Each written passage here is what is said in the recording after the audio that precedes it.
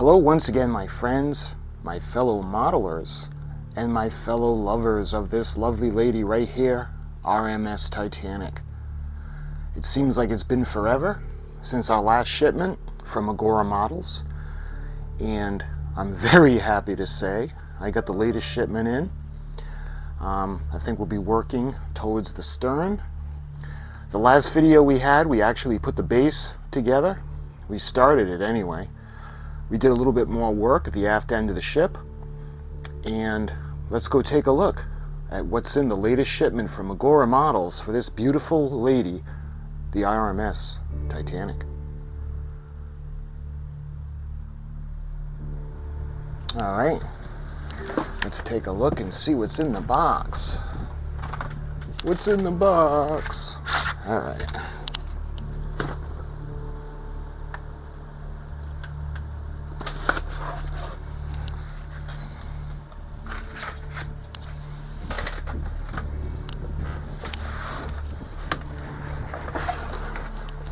And we've got the AGORA on the inside of the box. We have the paper. We got 6 issues or stages, so why don't we go ahead and take them all out. And we have the magazines. So that's everything that's in the box. So we're going to put the box aside.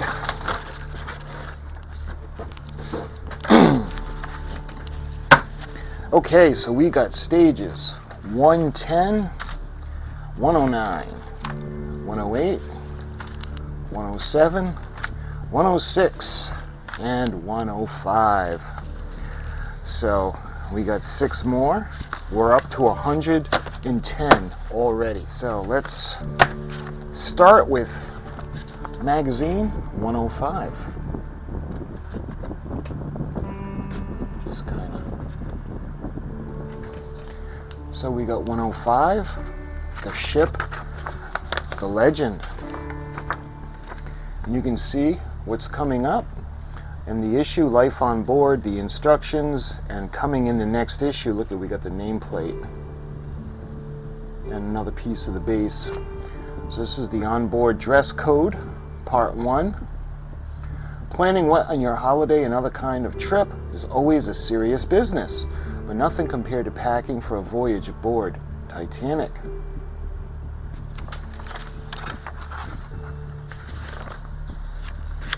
They actually changed clothes quite often, depending on what the occasion was, the activity. Parasols and hats were indispensable accessories for the upper-class women of all ages who wish to keep their skin, complexion pale. The latest hobble skirt is a must for the fashionable lady of the early 20th century.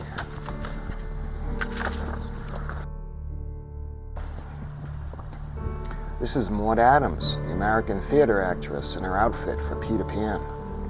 This is 1905. This is a creation by Paul Paret, showing Oriental influences, and this is an advertisement from 1910 showing ladies' shoes. I much prefer the ship information. I don't really care about this stuff, but I'll show it to you.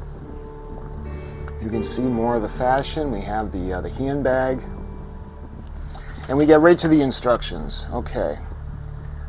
Ooh, look at this. So this is a speaker. Nice. So in this issue, we get the battery cover, the speaker holder, the 4 washer screws, and the speaker.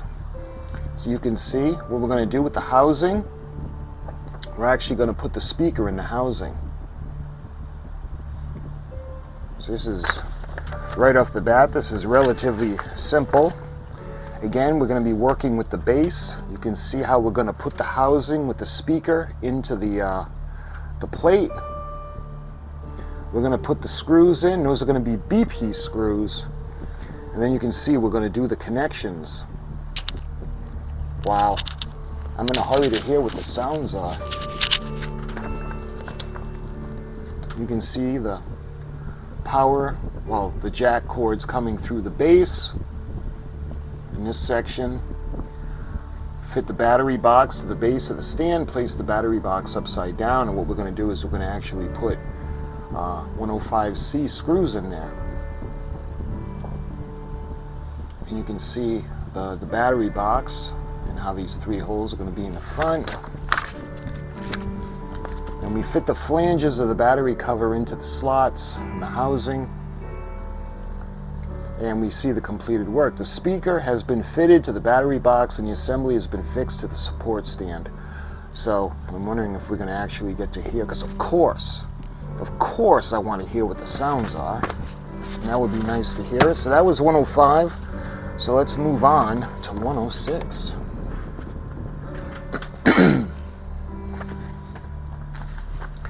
All right.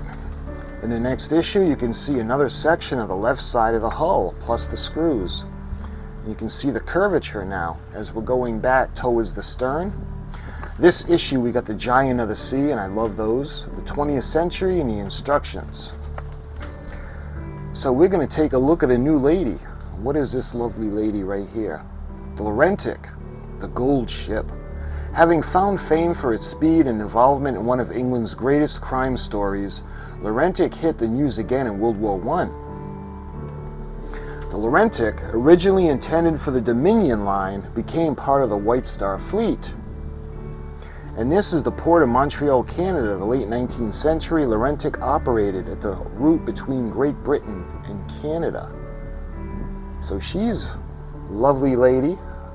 I love seeing new ships and learning about new ships.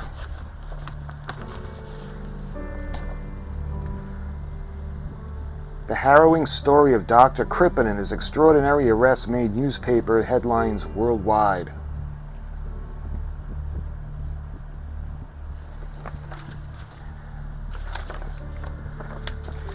Bullion at the bottom of the sea. Look at that beautiful photograph right there. I'd love to live in that place. The lighthouse at Finland Head, one of the northern peninsulas in Donegal, Ireland.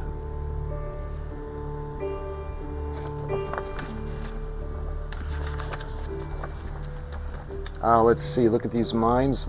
Workers engaged in sealing, weighing naval mines at the time of World War I. All strategic ports were protected by naval mines placed in adjacent waters. A diver about to plunge into the sea, diving suit in a photograph from 1910.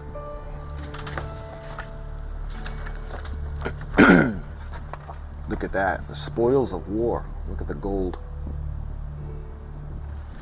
Okay, now we go into the instructions and check it out. We have the nameplate, so those 3 openings on the base.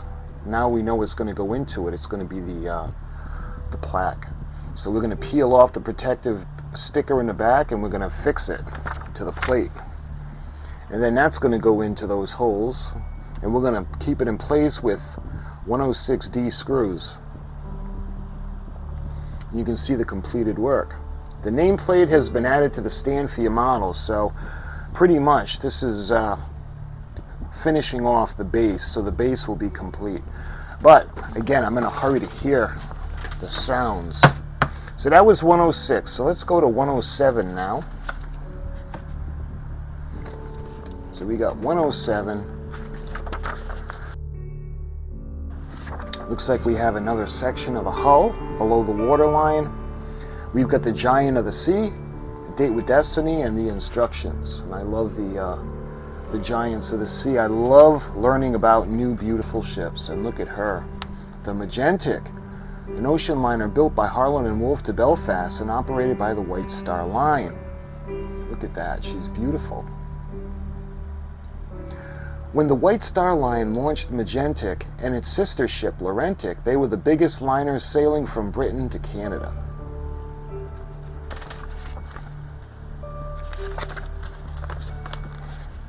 Look at that.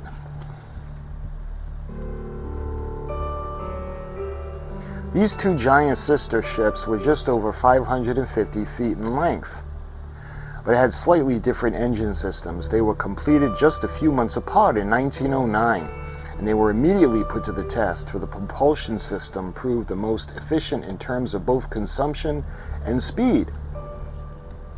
Look at that. Beautiful pictures.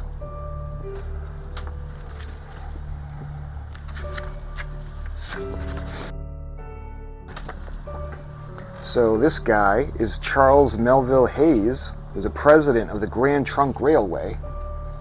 And you can see the map dating from 1901 showing the Grand Trunk Railway network.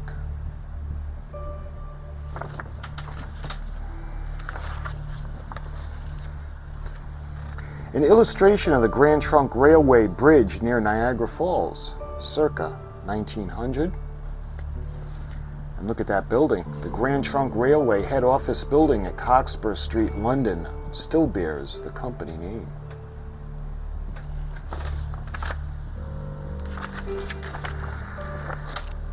An image of Ottawa that appeared in the newspaper from 1912 showing a bustling city crisscrossed by various modes of transport and beautiful buildings, including the most famous Chateau Laurier Hotel. Okay, now we move on to the build. And you can see that this section is going to go with the below the waterline section. You can see the plate with the screws. You can see how it's going to be put into position, and we start the curvature of the stern, and that's going to be held in place with the LM screws, and you can see the finished work.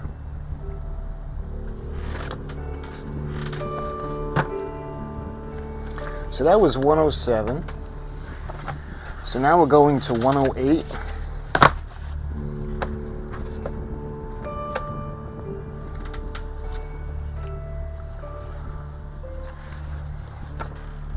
Nice, we got the Giant of the Sea, we got the instructions, and you can see coming in issue 109 another piece of the hull.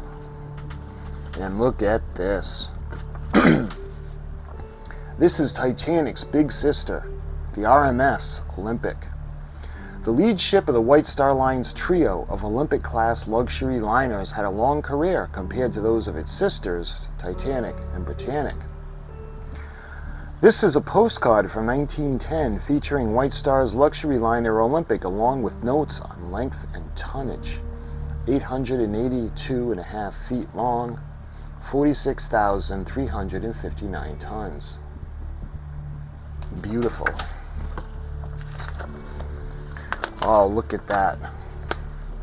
Look at that beautiful picture of that very lovely backside. Olympic under construction at the Belfast shipyards of Holland and Wolff. And this is a photograph on the boat deck aboard Olympic. Look at that, absolutely beautiful. She's dressed in all her flags, I love it.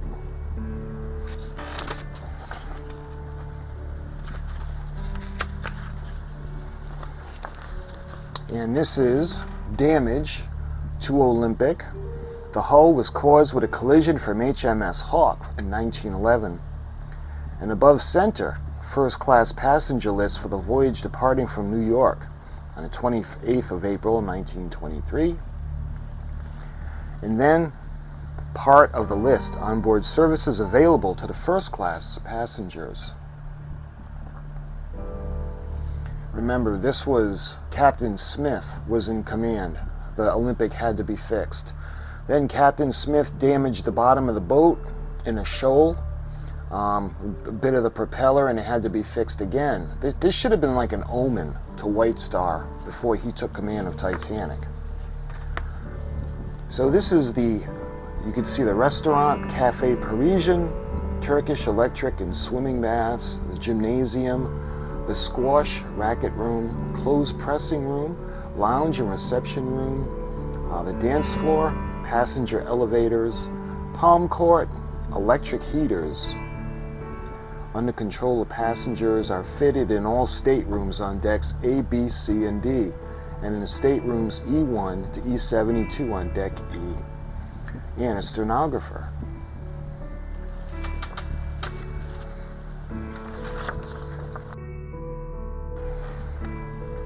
The crew of Audacious, heading for Olympic onboard lifeboats while the great battleship was already listing to one side and about to sink.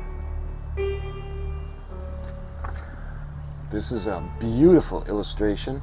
This painting is from 1919 by Arthur Lismer. Olympic is depicted as a troop transport ship in the port of Halifax. The ship's multicolored camouflage, added in 1917 at the height of the German threat from U-boats, was intended to make it harder to identify and strike.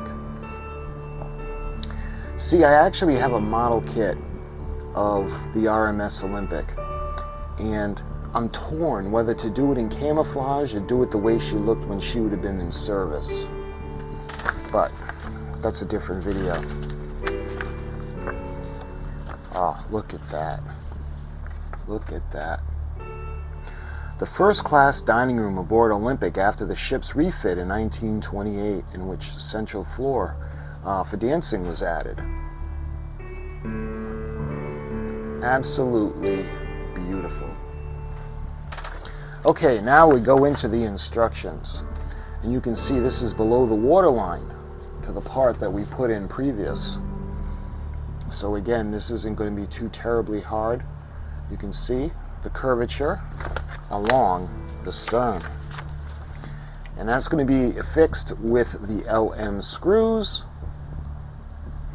And you can see the completed work. You can see where the propeller shafts on the bottom would eventually go with the propeller shaft housings. But that is 108. So moving on to 109.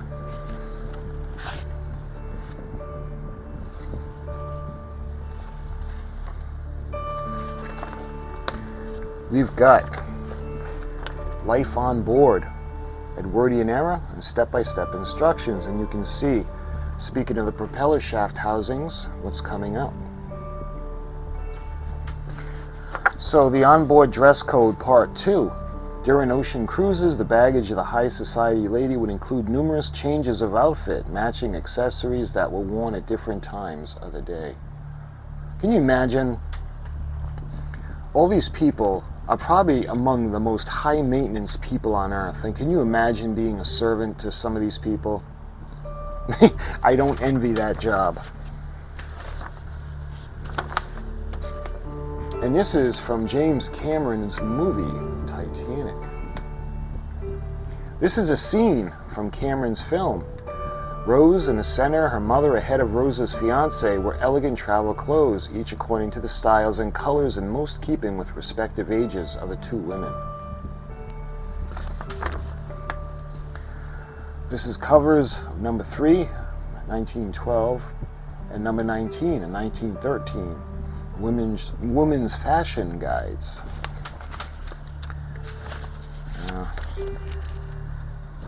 More fashion of the time period. Let's see, Marie Curie. During her career, Marie Curie discovered radium and polonium in the face of science that were also the cause of her death. This is a diploma for the Nobel Prize in Physics that was awarded to Pierre and Marie Curie in 1903. And this is Marie Curie in 1912. Okay, now we get to Titanic, and let's see what we have here.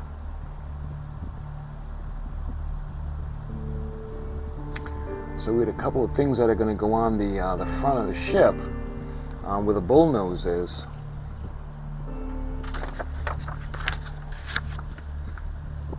And you can see on the bottom where the screw holes are. So we got the screw hole covers to hide everything. And I guess we won't be putting that on until 110. Speaking of issue number 110, last but not least, 110. And we've got Giant of the Sea, very nice.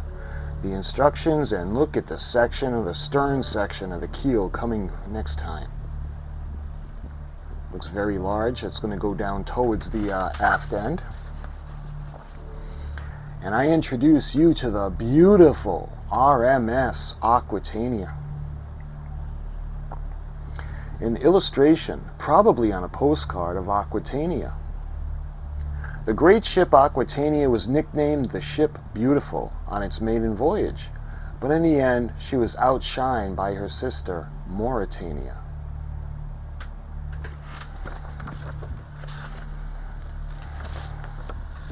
And then Lusitania would be most famous. Okay, look at that. The transatlantic liner Aquitania in Gladstone Dock, Liverpool, about to set sail on its inaugural voyage across the Atlantic.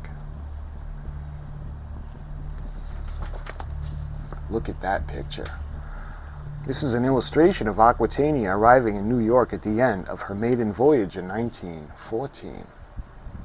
Wish I could paint like that. Oh, love it. Look at these pictures.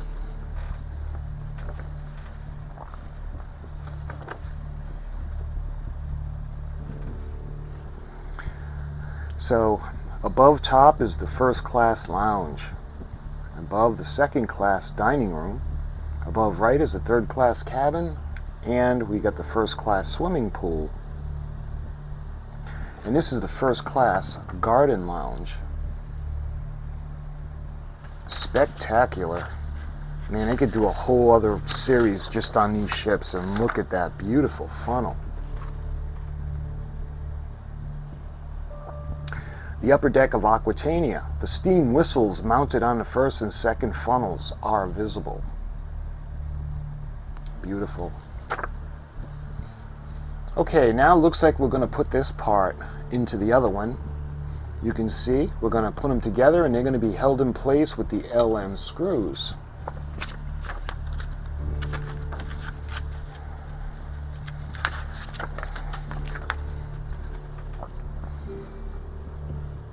And look at that. It looks like we're going to bring it together, slowly coming together. Is this going to close it in? Possibly. This will be held in place with R.M.S screws.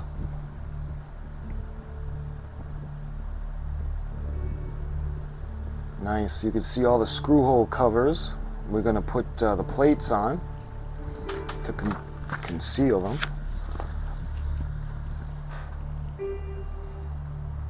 More screw plates. And then in the back, you can see where the stern will come together. And eventually that large section. So that was 110. Those were the magazines. So let's start taking a look at the actual stages.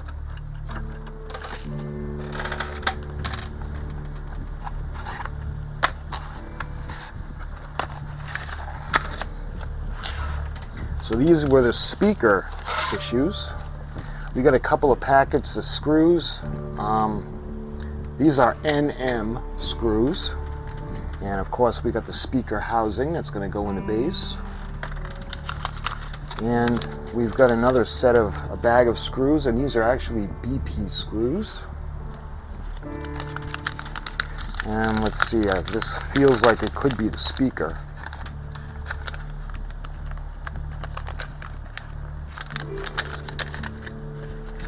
Yes, very tiny little speaker. Those of you that follow my channel, I did a custom build of a ship called the USS Nimoy that I actually tried to honor Leonard Nimoy. And I put custom sounds on, and it came with a speaker similar to this, almost identical to this. Not very powerful, but I'm sure once it's in here, it'll amplify it a little bit. I ended up putting two speakers in the Nimoy, but we'll see how this sounds. So let's see what's in this one. These are screws.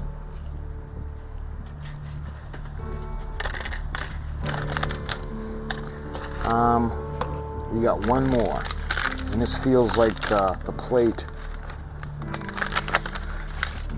Yep. Battery cover plate. So that's everything that's in 105. All right, next we're going to take a look at issue 106.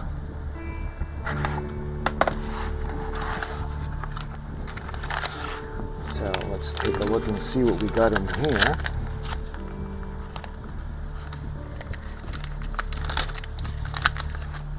These are more screws.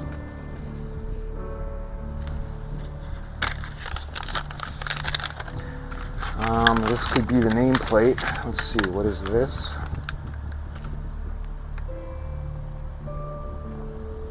This could be the adhesive.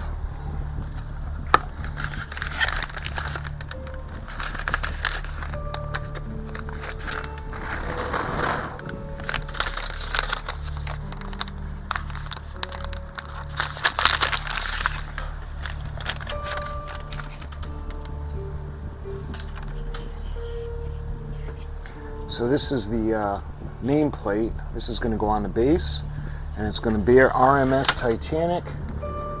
So this has to be the nameplate. Moving on to issue 107. We've got some screws. These are the L.M. screws.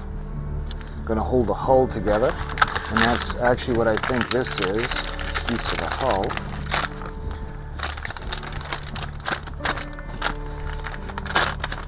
Yep, you can see where the curvature is starting to go aft. Beautiful. So there's not a lot in this issue. On to issue number 108.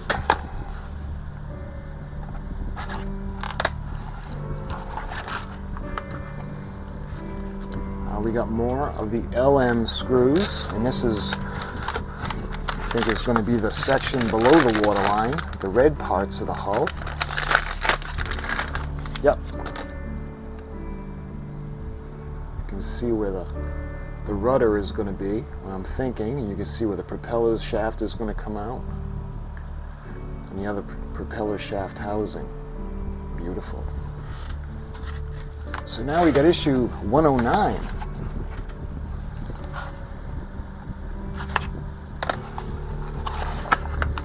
I think this is going to be more hull. Let's see what this is.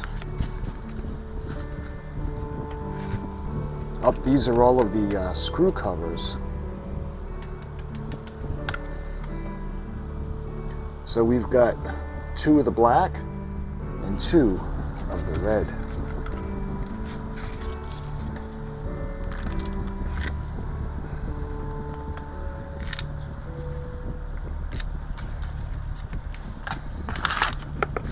And we got a piece of the hull. I think this is the other side, black piece or section. And you can see actually where the plates are going to go to hide the screws. Look at the straking, beautiful. We've got issue number 110. So we're actually up to 110 already.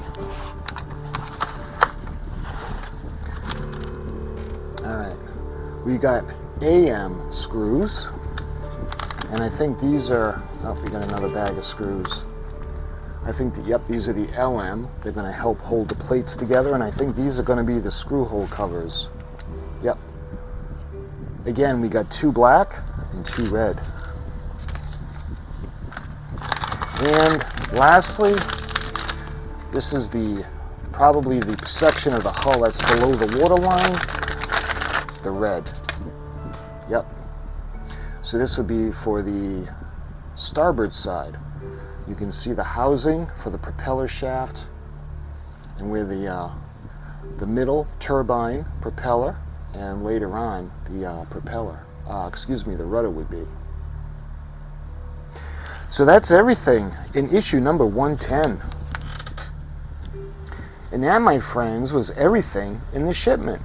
We've got the parts pack in issues for 105, 106, 107, 108, 109, and 110.